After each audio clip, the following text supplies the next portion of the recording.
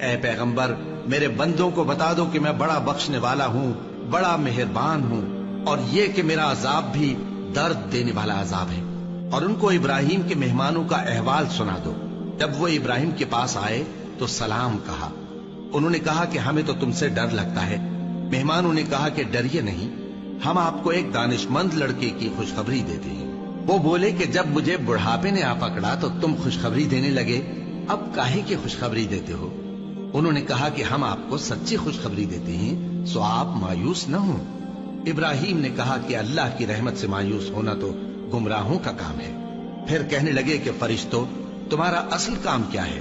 انہوں نے کہا کہ ہم ایک گناہگار قوم کی طرف بھیجے گئے ہیں کہ اس کو عذاب کریں، مگر لوط کے گھر والے کہ ان سب کو ہم بچا لیں گے، البتہ ان کی بیوی کہ اس کے لیے ہم نے ٹھہرا دیا ہے کہ وہ پیچھے رہ جائے گی۔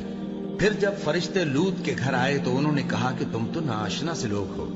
وہ بولے کہ نہیں، بلکہ ہم آپ کے پاس وہ چیز لے کر آئے ہیں جس میں لوگ شک کرتے تھے، اور ہم آپ کے پاس یقینی بات لے کر آئے ہیں اور ہم سچ کہتے ہیں۔ تو آپ کچھ رات رہے سے اپنے گھر والوں کو لے نکلیں اور خود ان کے پیچھے چلیں، اور آپ میں سے کوئی شخص پیچھے مڑ کر نہ دیکھے، اور جہاں آپ کو حکم ہو وہاں چلے جائیے۔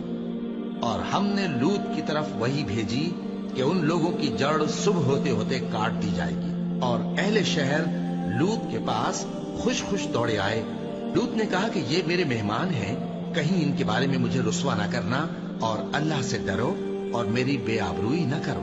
وہ بولے، کیا ہم نے تم کو سارے جہان کی حمایت و طرفداری سے منع نہیں کیا؟ انہوں نے کہا کہ اگر تمہیں کرنا ہی ہے تو یہ میری قوم کی لڑکیاں ہیں، ان سے شادی کر لو۔